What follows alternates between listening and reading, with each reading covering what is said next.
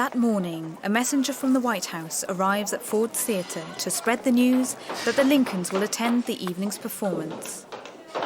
A box is decorated for the illustrious guests, with flags, a portrait of George Washington, and a comfortable rocking chair for the president. The theatre's manager hopes for a full house.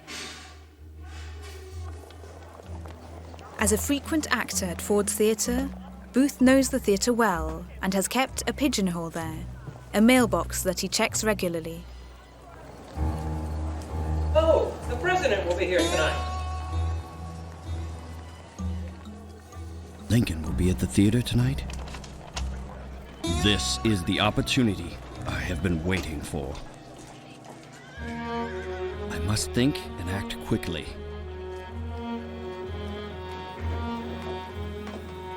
Booth knows the theatre inside and out.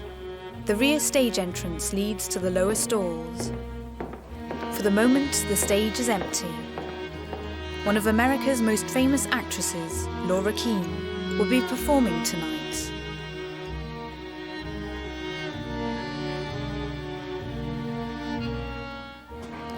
Booth knows that the presidential box is in the dress circle. He had acted in a comedy in front of President Lincoln a few years before. He makes a spy hole in the door of the box. This time he will be starring in his own play.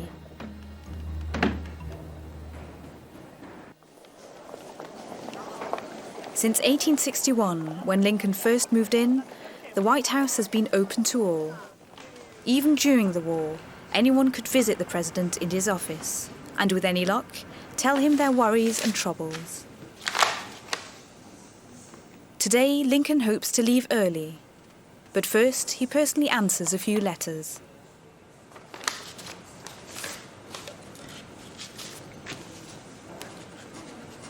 He wants to drive down to the port with Mary to welcome the warships returning to the Navy Yard on the Potomac River.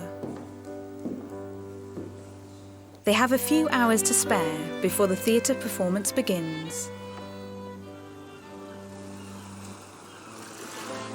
During the past few years, they have had little time for each other. Lincoln knows that things have to change. Mary has often been in complete despair, on the verge of a nervous breakdown. We must both be more cheerful in the future. Between the war and the loss of our darling Willie, we have both been very miserable. Lincoln had even participated in Mary's seances and tarot card evenings, and would later never forgive himself for encouraging this hocus-pocus. He had simply wanted to show her that he understood her profound pain over Willie's death.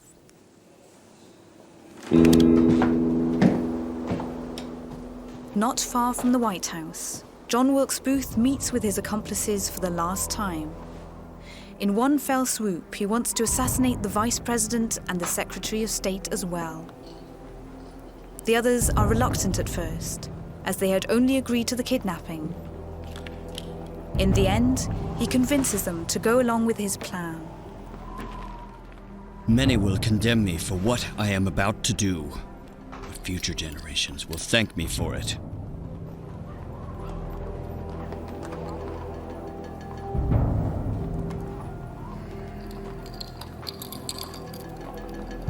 Less than 2 hours remain until the performance. That afternoon, Booth had hired a horse from Howard's livery stables.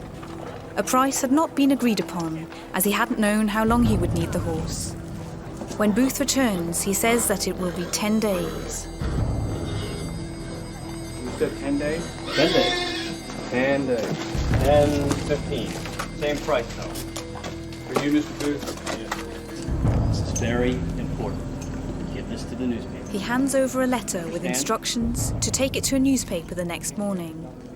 Under no circumstances, he warns, should it be opened before then. The new plan is this. While Booth guns down Lincoln, Lewis Powell will assassinate the Secretary of State, and George Atzerodt, the vice president. Booth does not tell them he has mentioned their names in a letter claiming responsibility.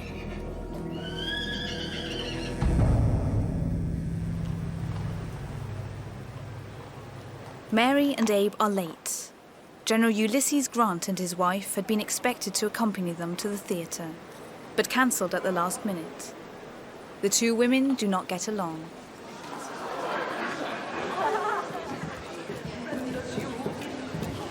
When they arrive at Ford's Theatre, the performance has already started. For once, the Lincolns are accompanied by a bodyguard.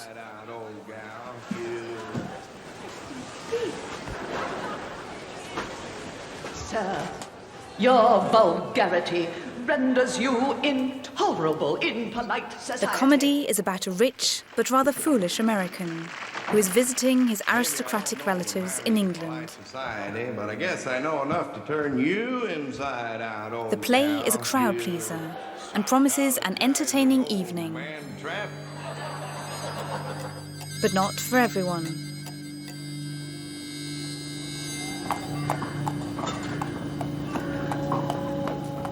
At around 10 p.m, Booth arrives at the rear stage entrance. An accomplice takes care of his horse.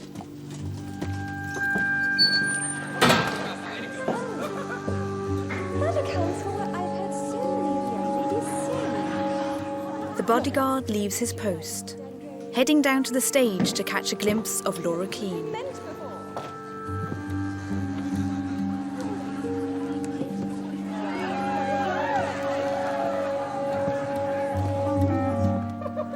Just as Booth had hoped, a full house. Oh, that accounts for what I've heard so many of the young ladies say. Florence, dear, don't you find Mr. Dundreary? I never knew what they meant before. In order not to be seen, Booth uses the upper stage entrance to get to the box. He knows the play well, including the exact moments when the audience will laugh and applaud. Only 4 scenes left until the end. His play is about to begin.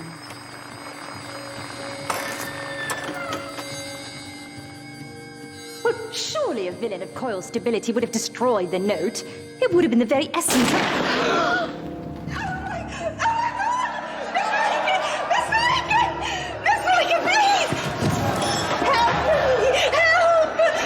Sick!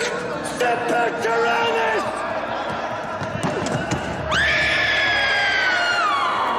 Shouting "Sic semper tyrannis," thus always to tyrants, Booth races from the theatre, fending off with a knife anyone who stands in his way. Having leapt from the box to the stage, however, Booth has badly injured his leg.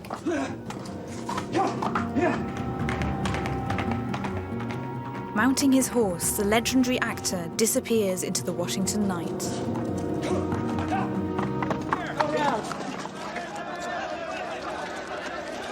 Bring him in here!